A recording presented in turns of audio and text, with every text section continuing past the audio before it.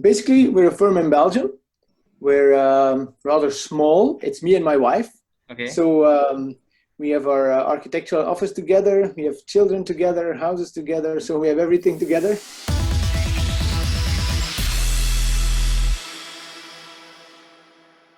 It's just a small firm, but we keep it like that because we like it that way, basically. Okay. You just mentioned that you are based out of Belgium. So which city of Belgium you are based out of? We're in Antwerp. We're in Antwerp. Okay. Okay. That's great. And what kind of projects you are doing mostly, like residential projects, commercial projects, or all Yes. kind of projects? No, we're only doing residential projects. Um, and basically, we're doing all residential projects that we like. Hmm? Budget-wise, there are very small things and very huge things, but 95% is residential. The only time when we're doing something different commercially is because a residential client asks us also to do his firm or his office or whatever. So, but for the Okay. rest, we're only working in that area of the architectural floor plan, you could say, because in Belgium, very specifically, there are offices who are only focusing on schools and public buildings, and there are offices who focus on the residential market, and we're in that part of it, so nothing special about that. Okay. So it is majorly because of the market you are in, because that you Yeah, have these kind of projects more. And it's less about yes. the choice, more about the market. Yeah, for choice and market, it's kind of intermediate, I think. We rolled into that, and now we are being successful in that, so it's logic that we keep going that way. So Sure. Sure. it's a choice, and also it's the way it went, and that's where we are now. So Okay. those And things and together. Tom, would you like to share like how architecture or how designing happened in your life? Like how did you came into this particular industry and how did you started your own studio? Oh, well, it's about I don't know. Maybe I'll explain this. In Belgium, it's when you graduate, you have to work 2 years at an office Okay. before you get your degree of architect or interior architect. That's a bit of a difference there, but you have to do it for 2 years. So logically, you go and work in a firm where you do your internship, basically. But in my case, I stayed there for 7 years. So Oh, so it was with Jo Crepin in Belgium or in the Benelux. It's like he died sadly, but he was kind of well, famous, maybe not the right word, but he was well known. He had an architectural office of 70 people, and on early age, I got a lot of responsibility and people working for me, and I really connected with that guy, and so I stayed there for 7 years. And after that, we kind of got one or two great commissions, and then we decided that we would go for there to make our own office.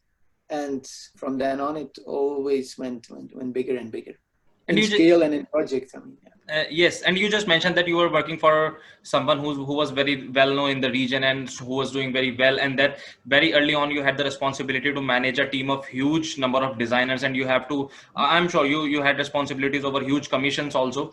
So, do you think that as an architect, when you get some big responsibilities earlier in life, that shapes a lot of your character for the later part of your life?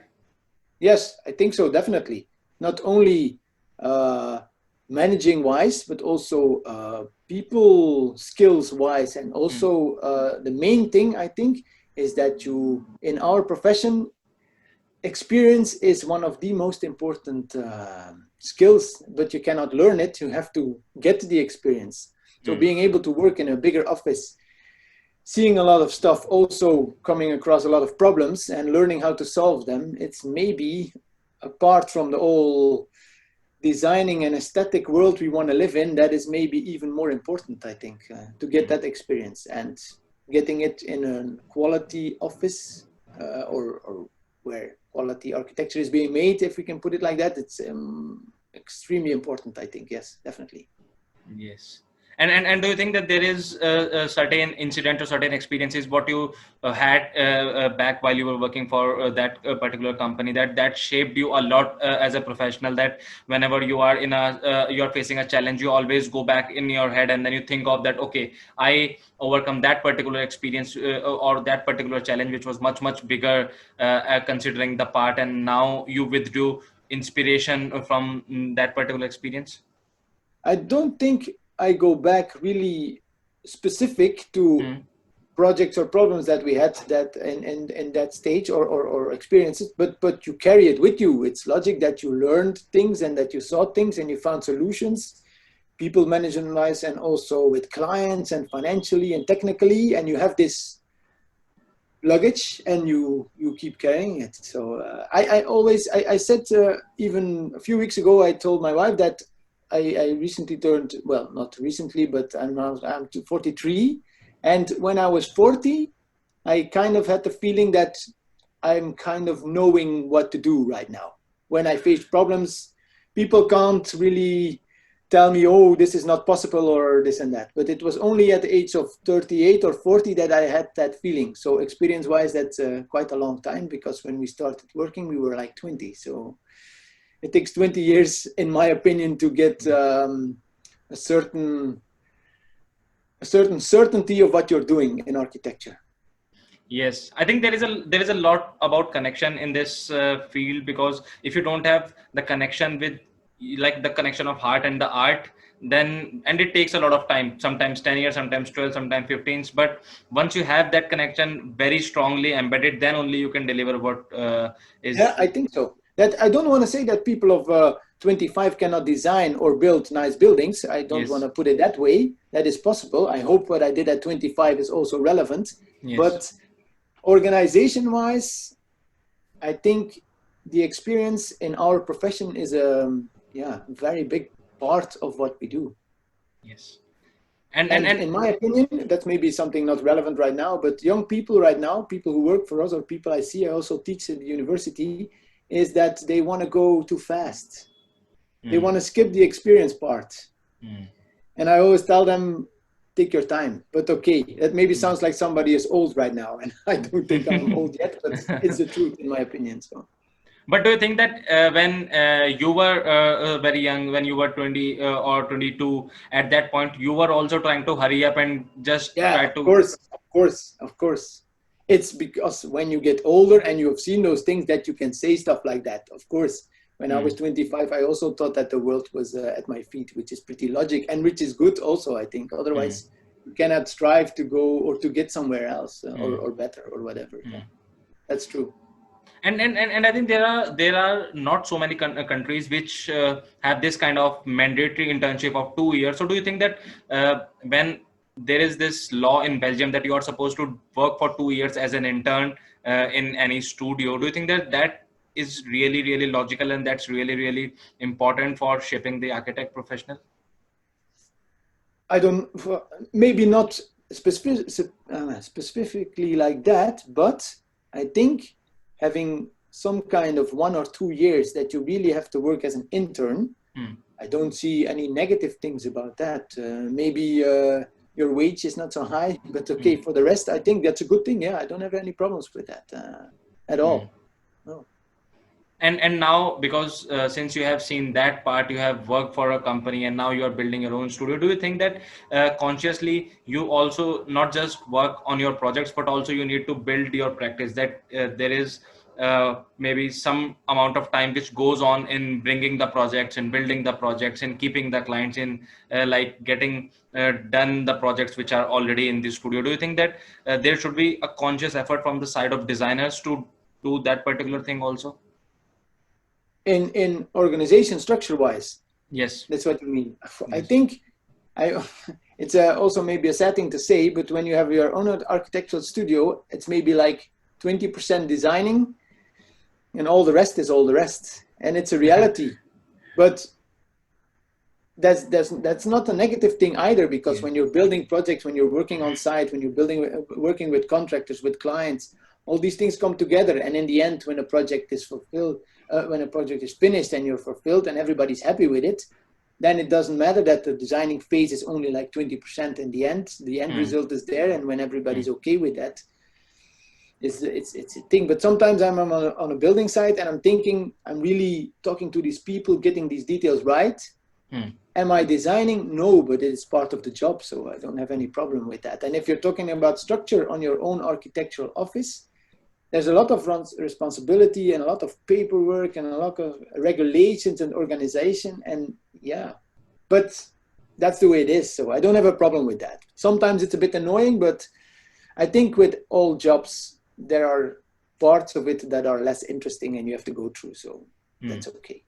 And how is your usual process? Because I have seen your projects, and your projects looks really amazing. And anyone who will, anyone who will look at them can certainly say that there is a lot of thought process which have gone behind the design story. And so, like, what is your process when someone comes for you to design the project? Like, how did you go from the beginning? When people come, you know, I don't even have a name card. We don't have anything. Okay. and so one client of us, they call it organic growth. So they say you have one client and you do a nice project for him, but you're very critical and you do it good and he's happy, then you get 2 clients and then you get 4 and then you get, it works like that. It's organic grow, apparently they call it. I did not know that. But the thing is, when people come to our office, because we are small and we don't advertise and we don't, because we have work enough, they already have seen one of our projects. They probably talked to one of our clients and they hopefully were very happy. So when they come here, they are already a bit filtered. And then we tell them, okay, this is what you want. This is what we do. We are very critical and we make your design. But when we make the first design, we don't work with, okay, we get paid for it, but we don't work with huge contracts. And we tell them, we only make one design for you, which we think for your site, for your program is good. And when we present it to you, you have to be happy for like 85 or 90%. And when this is the case, we will work together. Okay. So, and for us, it's really working like that because I'm not exaggerating. 90% of the presentations we do, we afterwards do the project. Sometimes it happens that we are not on the same level and then there's no problem. There's no, how do you call it? There's no friction because we told in advance that this is what we make. So if people come to us and they tell us we want it like this and this, then we tell them, no, we will make something for you, which is really from scratch, designed from our head and from our philosophy. And then when you're happy, we go on.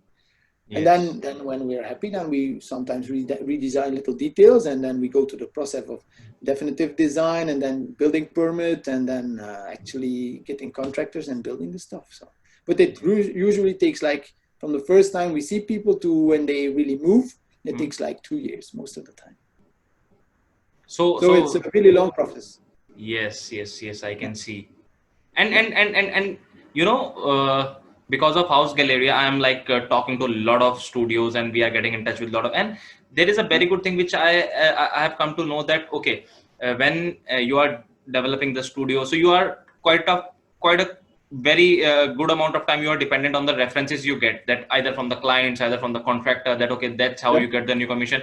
But there is a very good saying that your work is your greatest reference.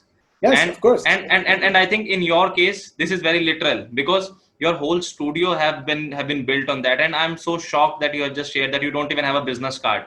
So no. all of the clients who are coming, they are just coming through the mount to mount advertising. Yeah, that's the only thing that works for us. And we have the Instagram. Okay, we have it, which is nice, but we're putting, actually I'm using the Instagram because I don't know anything of this. My wife, she does it. I'm just okay. I'm a digital, how do you call it? Not native, but the other thing. So, but I use it as a portfolio. Yes. When I talk to people and we're talking about this, then I remember, I know the pictures that are on the Instagram and I show them like this and this, but I don't really use it as we don't use it as an advertising tool. And for the rest, we have like 1 or 2 good magazines in Belgium here that are quite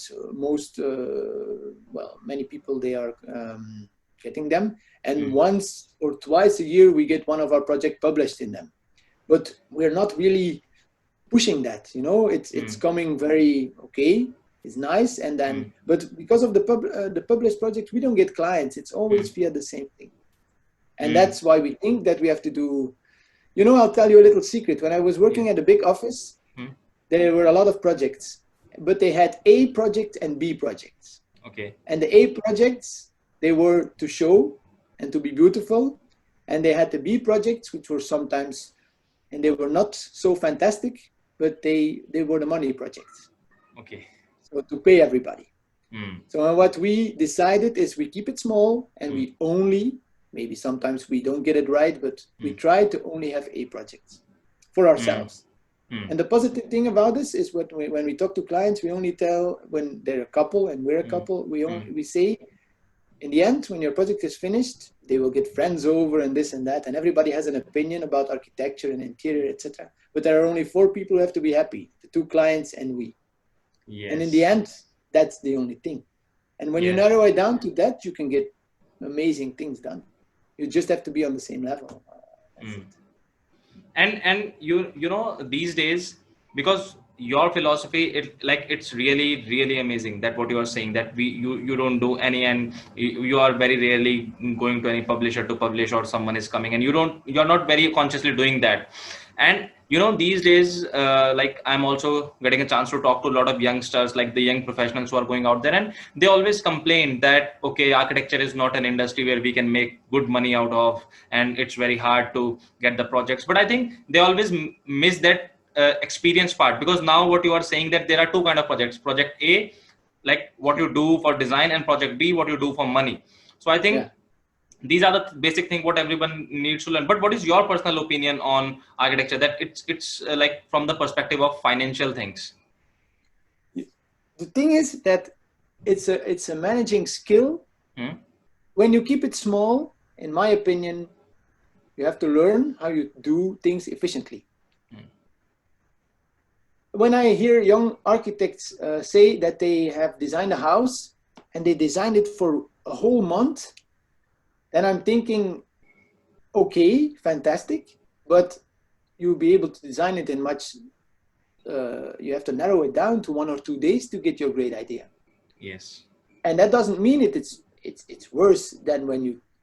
It's the design can be good if you have Hmm. it like in 1 hour or in 2 months. It doesn't matter. Hmm. Doesn't mean you have to think things over. But sometimes I think very young people they they are still looking for what's their style, what they want, where they want to go, and maybe sometimes it takes too long, and Yes. then they are working a lot of time on it, and in the end, every hour you work, it needs to be paid. It's a sad Hmm. thing, but we're doing this because we like it, but we also Hmm. need to make our money to build Hmm. our own house and feed our own kids. So it's a managing skill, I think, to get it right and Yes. to find a balance between aesthetic and money. It's not only in the wage you give yourself, but Hmm. also when you build a project. When a client Yes. comes to us and he tells us, I want a house of 400 square meter Hmm. and the budget is 252,000 euro, you will not get there. Hmm. But if he has like 600 or 800,000 euros, both ways you will get there, but you just have to manage the money to get to the end result. Yeah, it's a difficult balance, I think. It's not Yes. easy. I understand when young people are struggling with that. I understand. And do you think that comes a lot with, because in this generation we have a lot of expectation with, like, the generation which is coming out, they have a lot of expectation, like everyone want to build the biggest studio in the world and not try to build the Definitely. most beautiful house. No, no, no. Well, I think a lot of young people want to build beautiful things, but I think what you're telling or what you're saying about expectations, it's maybe it sounds a bit too heavy, but it's a bit of a problem. I think they have too big too much, and too, yeah, and they want everything too fast. In my opinion, I think that's the main problem. Yes. That you have to also, when you're 25 and you're designing something, you think that's the most beautiful thing in the world, which is Mm. good. You have to be conscious and self-conscious. You have to be proud of what you do. But I have to be honest, when I turned 40 and looked at the work we're doing then, it's more mature, which is Mm. logic. There's no problem with that. But people should temper their experience because you get there anyway. Mm. If you have the qualities, and also there's a part of luck with it. In the end, you have to, at a certain point, you need the right client Mm. that lets you build something very beautiful. Mm. Because if you don't get that client, then the clients that come from that project will never be there as well. So you have to have talent. Don't say about yourself you have talent, but a bit of talent. You need to get the right clients. You need to have your philosophy, and you need to keep going. It's a hard job, architecture, to be honest with you.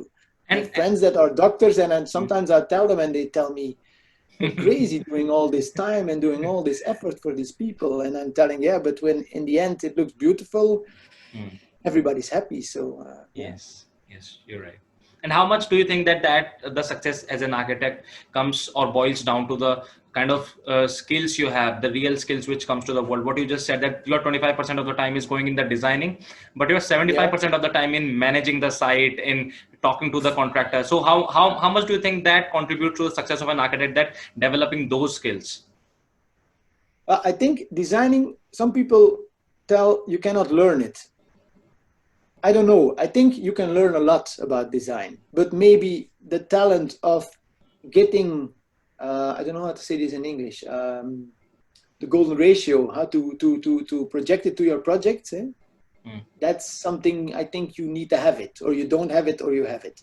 But how to design a right plan and looking at traveling, seeing all in the end, everything of Mies and Corbusier and Alto that we saw in Europe, because in Europe we have so many beautiful stuff. You see it and you experience it, you keep it in you. I have a library. I still buy books. Maybe that's something strange to say, but I still buy a lot of books, and all these good quality things you can see, you keep it and you know it, and then you use it when you're designing yourself. And so of the 25% that's designing, I think 20% you can learn, and 5% is maybe talent. But okay, Yes. it's all relevant, or not relevant, maybe, I don't know. Tell me something honestly. Suppose if there is a person who's not very talented, like with the sense of designing, with the sense of maybe when it boils down to very core skills like sketching, composing things, like they are not very talented, but they are decently talented, or they are not decently, but like they are below average. Do you think that even a person like that can become a good designer by just sheer hard work? Yeah, I think so. Yeah, and experience. Go to work with people that they think that are doing good stuff. They see and they learn and they do. Maybe they will not be. In the end, we are not famous. We don't need to be famous. In Belgium, we are kind of getting quite a name, and we're building good stuff, and it's going very good. But it's not our aim to be famous. It's our aim to be doing whatever we can do. I think maybe not everybody, but people who have skills, who want to learn and to give their personal evolution time, I think a lot of people will get there. You know, there are a huge amount of architects in Belgium. It's crazy. Yes. Per person, I don't know, somebody told me recently, it's crazy. But most of them have work. A lot of work, actually. So there's I think when you have hard work, when you have you really want it, you just cannot want it too much, because then it's not going to happen, in my opinion. Yes. You know, it's very interesting because on our second podcast, we had one Belgian architect. I don't know if you're familiar with the name. His name is Bruno Erpicum. Yeah, I know him. He's a bit older than me, but he works also in Brussels and abroad. Yeah, he makes nice stuff. Yeah. Yes, and he's working in so many countries all over the world.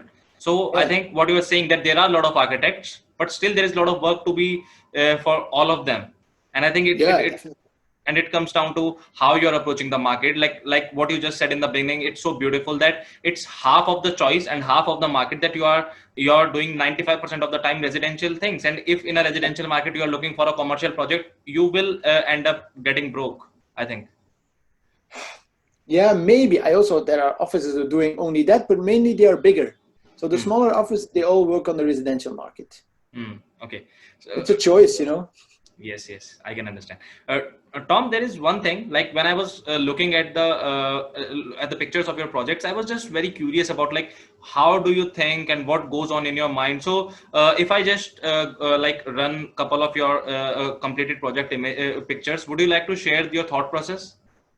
Oh yeah, of course. Yeah. It's an entrance of a newly built house, quite a big house that we did. And important about this picture is that it's one of our philosophy rules, maybe in designing, is that we only work with natural materials. So you see the wood, which is Afromosia colored, and it's also running from inside to outside. It becomes garage doors and everything. And then you have the natural slate, which was from Portugal, I think.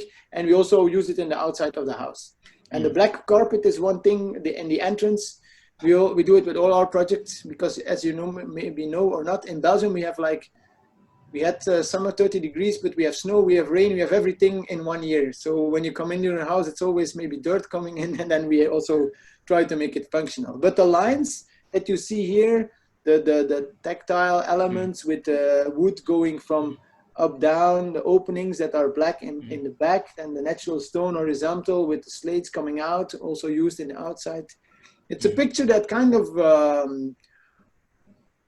could be very representative for what we do. So yeah, Yes, it's nice. yes. I like it. There is one picture specifically which I want to talk about.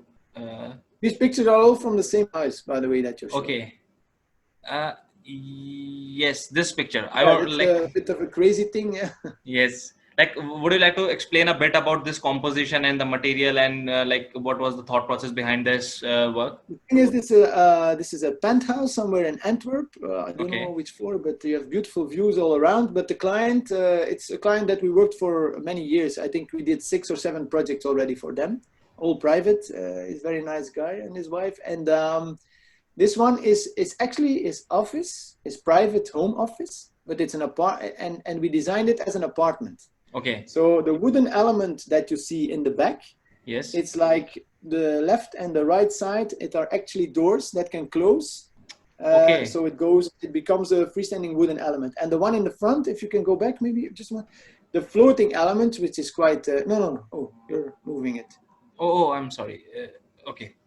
No problem. I think you're back there. Yeah, there you are. Yes. It's actually, we designed the apartment with the wooden volume, which is like 6 by 6, I think. You can walk around. The floor is all French natural stone, sandstone, nice, very, very calm. But when you see the fossils that are in it, which is nice, the wood is not wood. And then we had this crazy idea to have like a hanging marble Mies van der Rohe inspired natural stone wall, and with a custom-made fireplace below.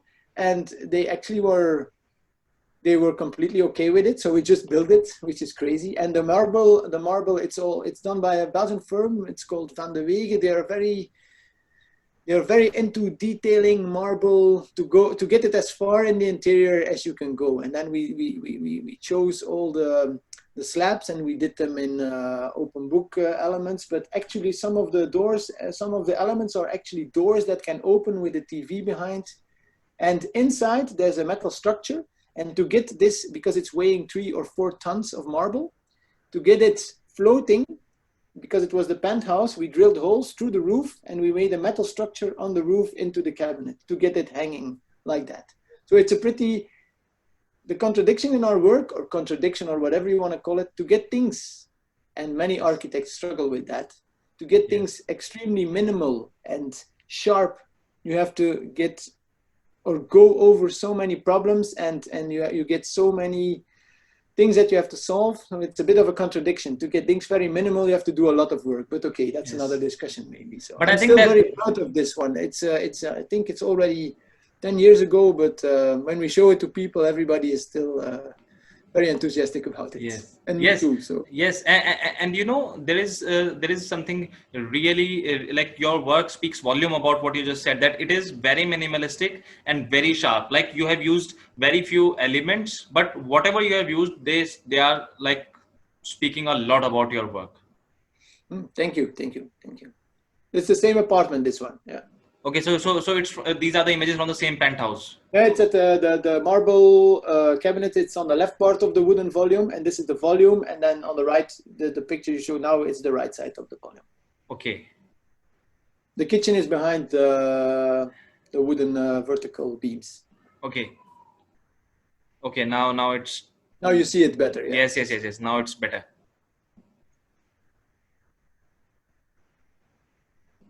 Okay, would you like to share something about this particular project? This is it's actually for the same client, and it's in their private house. They live in the city, but they had a very big garden, and in the back of their garden, they wanted us to design a pavilion for a home office for the wife, and also where people could stay. So when they have friends over, they don't have to stay in their own house, which is a big apartment, and they can stay in the back of the garden. And and then also the garden shed, it's also integrated. The left black part, it's actually the garden shed that's integrated in the thing. And we We also made the big window that's central. It's the room where people can stay with shower, little shower and toilet, and then the right part that comes out, it's the office. And then we decided that we kind of make a rectangle, but it's moving, and it's all sandblasted precast concrete, which was very difficult because the corner there, it's precast in 3 dimensions. It looks all very minimal or simple, but it actually isn't. And then the 2 central columns, they are in polished inox, so you can see the reflection of the garden in the back. And the detailing, this is a very, it's really representing what we think about architecture. You have the shapes shifting, and the balance is nice. You have the black and the concrete, and inside the complete interior is in oak. Also the ceiling.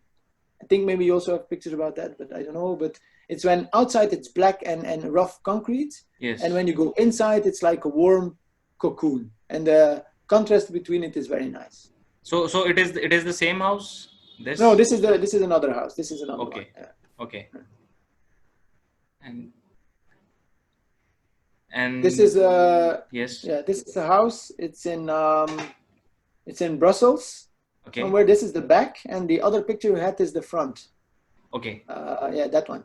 And it's really, it's actually I don't know how you say it in English, or it's a kind of a co-housing project. Well, not co-housing. It's for one a bit older lady. She's already 65, and the ground floor is her apartment.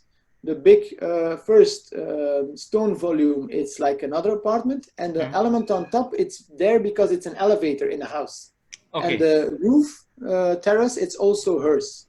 Okay. And when you show the picture from the back, you can see the other picture that you just the one, yeah, the left one, yeah. This is the back, and you can see that the terrain, it's called a little town Hullard, and it's very meandering, the landscape, and the ground is going down, and you have an extra floor which is integrated in the it's not a mountain, it's a little hill, and then there's garages and a little studio. So it's actually 3 living units in one, and it's a bit of a stacked composition where we used brown specific mason stone, and then the natural stone is from Spain, and we kind of try to get them as close to each other as possible.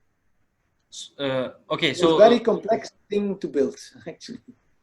Yes, and it looks really beautiful because the way you have played with the shape and the form, so it looks really nice in the end. And when the pictures you had also, you have the front facade, and the other one with the marble kitchen, it's inside. This is the front facade. This one. Is the front facade. Yeah. And this one, it's inside from this house. Okay. And I see that there is in most of your designs, you are using white a lot. Like you want to is there anything which goes in your mind, like you have used a lot of white and black? Yeah, all the windows in the houses we use are always black. It's kind of standard, and we try to work the profiles in the floor and in the ceiling. And for us, the white, it's like the canvas, it's nothing very genius about it. We try to use a lot of white because we want to focus. For example, here on the right, you see the picture. It's a big nutwood cabinet. Yes. When you have the rest going white, we try to,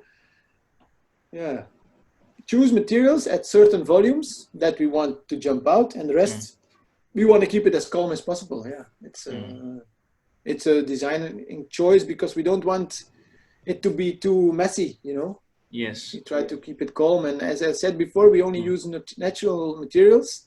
So here you have the white marble with the gray veins. There we choose the gray. It's a kind of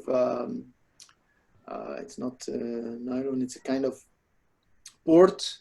Artificial floor, but we try to make the same gray as the gray in the veins of the marble, and then we have the nutwood volume again, so to get warmth in the rest of the interior. And also, I think when you use a lot of white, you can see a lot of beautiful details. Yes. And I don't know, maybe I'm wrong, but I see that when you are designing your houses, and when I'm looking at the pictures of your project, it of course it's for every designer, but specifically in your case, I think a lot of attention has been gone into the composition of things, like how you have composed all little elements. Yes.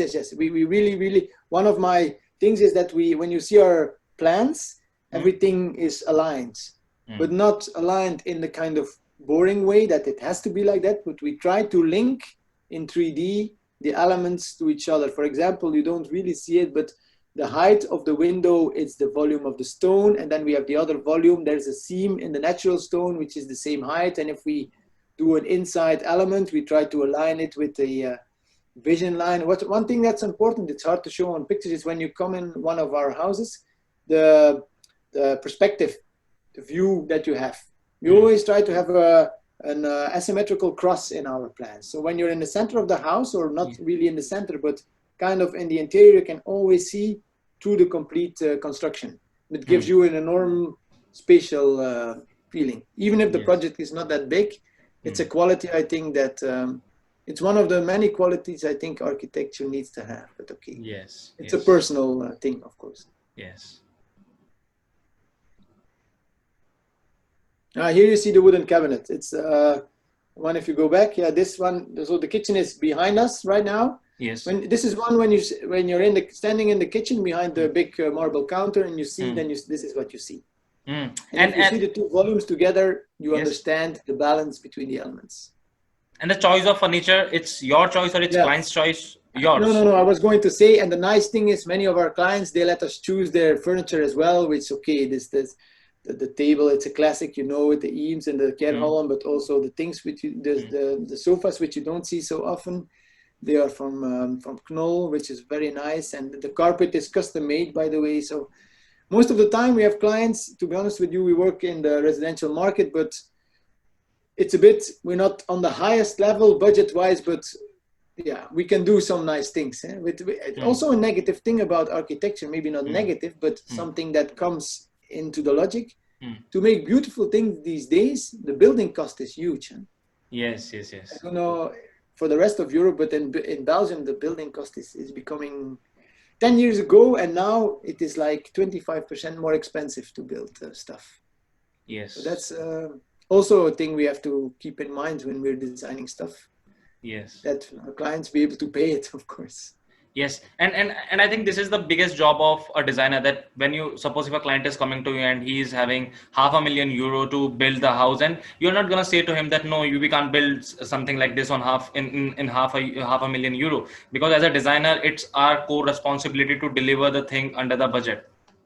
Yeah, well, I agree that we have a responsibility to build something within the budget, but that is linked with the expectations of the client. And sometimes we have to tell people, okay, you want it like that, no problem. But then maybe we have to make it, instead of 400 square meter, we have to make it 320 square meter to get it right, So a bit of looking for the right balance also.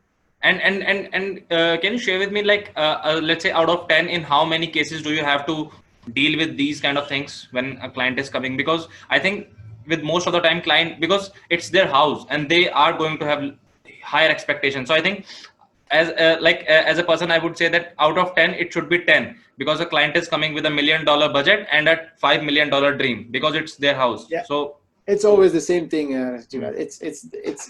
Sometimes we have people who have a smaller budget, who know what we built, and they tell themselves, yeah, but we don't have that kind of money. But then I tell them, it doesn't really matter, because when your budget is €1 million, for example, which is huge, then those people have to make the same choices than somebody who wants an interior for €200,000. It will never be enough, because it's just it's always searching to get as much value for the budget. Yes. And realistic expectations, of course, because in the end, it doesn't make sense to tell everybody, oh, we do all this, and then when you're building, the money is anyhow. You have to be responsible with that. I think it's in the end, it's not your money, so you need to be careful with that, to put it like that. And Tom, how much do you think the industry has been impacted because of COVID and this pandemic which is going on? For us, to be honest, when you're a small firm, okay, we're all infected, not, but we're all getting, we're working and it's there. I mean, but the same as like we had the financial crisis, because we're small, we never had any problems with that.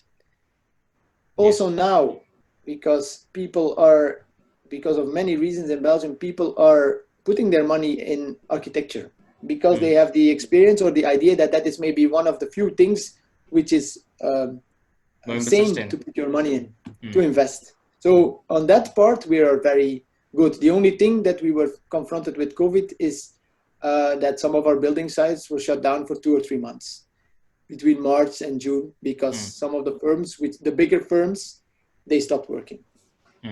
But for the rest, to be honest with you, we don't really experience any issues with that. It's maybe strange to say, but it's the truth. You know? Yes, I can, like this is so true, because I think you have built your business on the core expertise of your design, and you haven't think of it like a business, because like most of your business have come organically, what you were saying. And I think in that sense, like when you, I personally believe that when you have built something which is really organic, and it can be anything, it can be a business, it can be any organization, then the immunity level is very high, that you can't get harmed by a breakdown or something like that.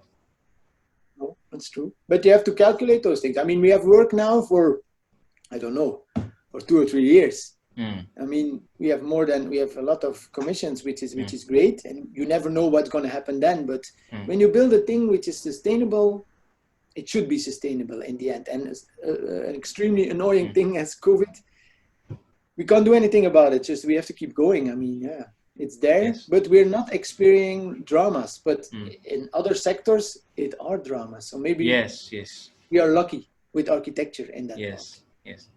And Tom, there is one thing, like I'm getting very curious about this particular thing.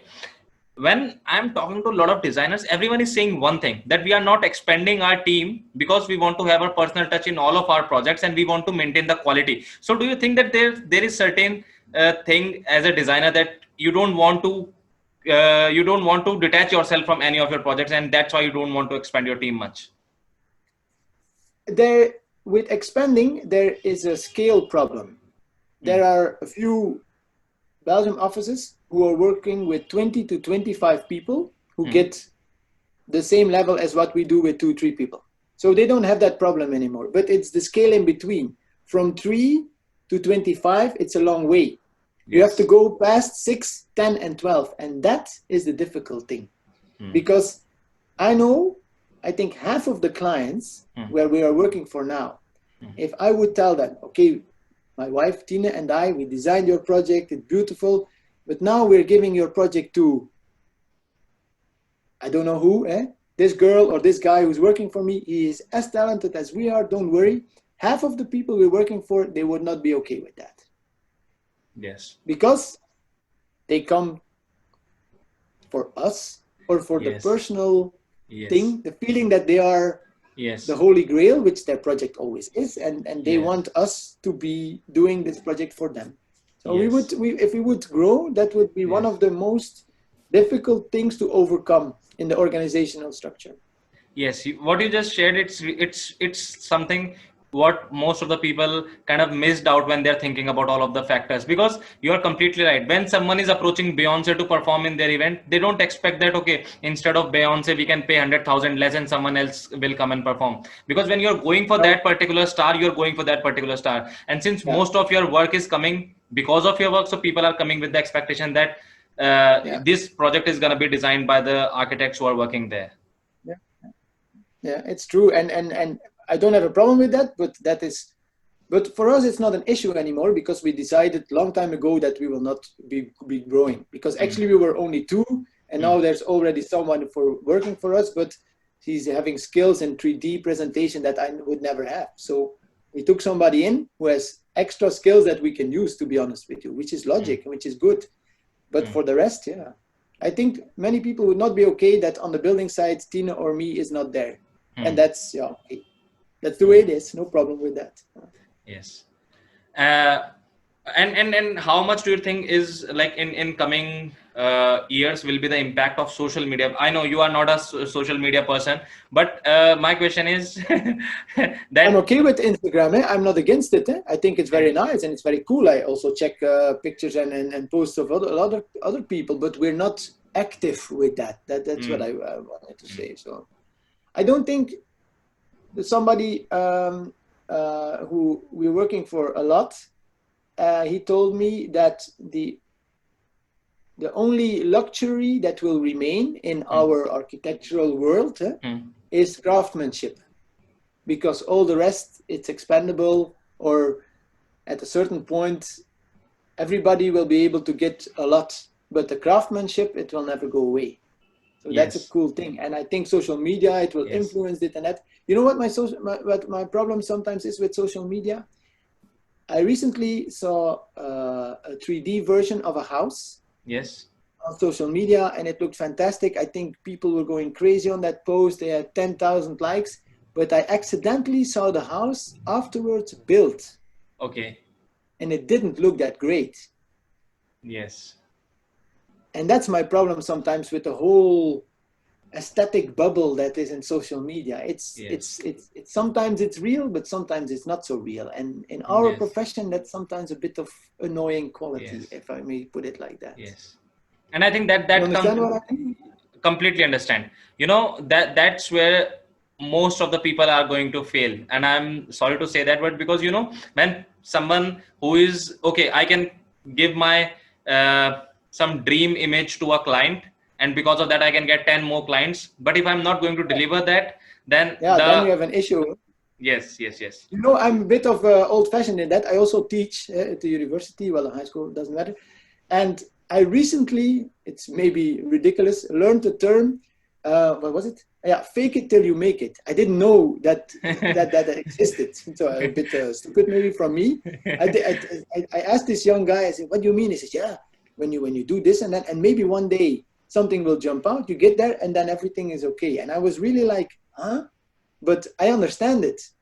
That it's also a way to do things, but it's not my way. Let's put it like that. Let me put it like that. Yes. Like a lot of people use this, that fake it till you make it. But in our case, we can't fake it till make it, because when we are making something, it is going to be in the world, and it is going to exist for next 100 years, and it is going to speak a volume about us. True. So Tom, now we are in the final section of our podcast. So in this part, what we do one rapid fire session with our guest. Okay. Go ahead. Modern or contemporary? Contemporary. BMW or Mercedes? None of. Can I also skip? Yes. No. Yes. So BMW then, yeah. Okay. Antwerp or Brussels? Antwerp, definitely. And Zurich or Geneva? I've only been to Zurich, so Zurich then, yeah. Okay. And vodka or whiskey? Whiskey. Okay. So with this final round, so this podcast is complete, and thank you so much for coming. It was a very nice talking to you. You have shared a lot of information.